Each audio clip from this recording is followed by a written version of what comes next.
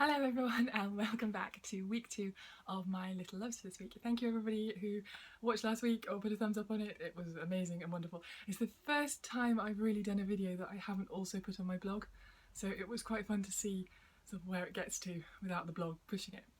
So thank you very much everyone who watched last week, and now on with week 2 of my Little Loves. This week, what have I read?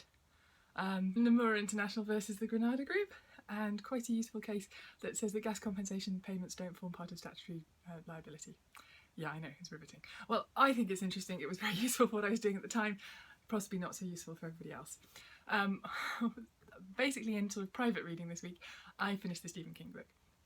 Really, really interesting. I think it's a fantastic book. I'd highly recommend it to anybody, and I haven't read anything else this week, apart from like random stuff on the internet and Facebook, which doesn't really count. So, what have I watched? I did watch the second episode of The Grand Tour. They do survive Namibia, they do come home, it is like James Bond. I also then watched the next episode of The Grand Tour, which would have you believe that they don't all come home at the end of it, and Richard Hammond gets blown up by a warship. Artistic licence much? It's still quite entertaining, even if it is a little bit silly. So that was what I watched. What have I listened to this week? Lots of Gilbert and Sullivan. You'll have to bear with me on this one. I'm really a lot of Gilbert Sullivan. It's mostly what I listen to in the evenings. I'll put one of the entire recordings of one of the little operettas on.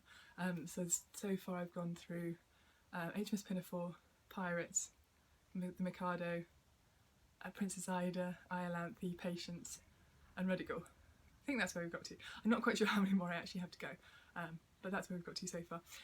I have a bit of a weakness for Gilbert and Sullivan. It reminds me of my childhood, and my mum was in a Gilbert and Sullivan society basically all the way through my teens. So a lot of them, I remember her singing them. And also they're just nice, cheerful music that doesn't get into my brain too much when I'm working, so they're quite good as a background music. I will put some links below.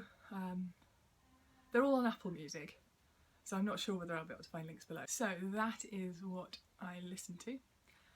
What I made, I promise I made a hat. It's not the same hat as last week.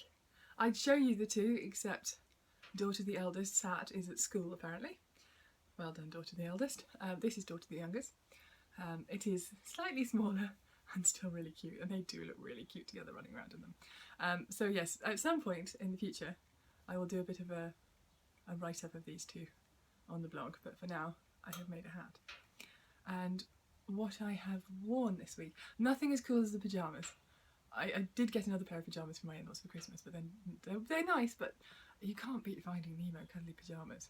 My eldest daughter has been wearing them as a scarf this week when I've been out of the house, so I keep coming home and thinking, did I really leave them in the middle of the lounge? And the answer is generally, no, I didn't. She meant to rescue them. So, what did I wear this week? I wore this, which I will hold up to the camera. It's beautiful. This was a present to me in a swap. I did Lucy at Captured by Lucy's. I did one of her swaps a year ago, and this was part of my present. It is red sparkly nail polish. If you are wondering why my hands do not appear to be red sparkly nail polish covered, it is because they're on my toes.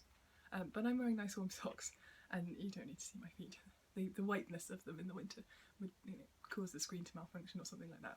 So yeah, basically for a bit of cheerfulness, I painted my toes again. I don't always wear nail polish during the winter on my toes, just because nobody ever sees it, but I fancied a bit of sparkle and jazz this week, so red sparkly nail polish it was. I'm trying to find if there's a colour on it. It's colour 285, which may be called Vernus Smalto. Who knows? Anyway, it's Essie, whose polishes I absolutely love. So that is awesome. So that is what I've been wearing. And lastly, you'll have to chip in on an important decision. I'm about to make an embroidered Christmas tree decoration, because what else do you do in January? I never get to make my Christmas decorations in December because I'm always rushing to try and get the Christmas knitting and the Christmas sewing and just Christmas organised, so I'm always working on those things. So I tend to end up with this big pile in January of all these cross-stitch kits off the front of magazines, or felt kits, or little things I want to knit and all the rest of it. So I thought, why not just start in January, see where we go. Anyway, let's hold it up. So I'm going to make, there's enough in the kit to make 2 of these. There we are.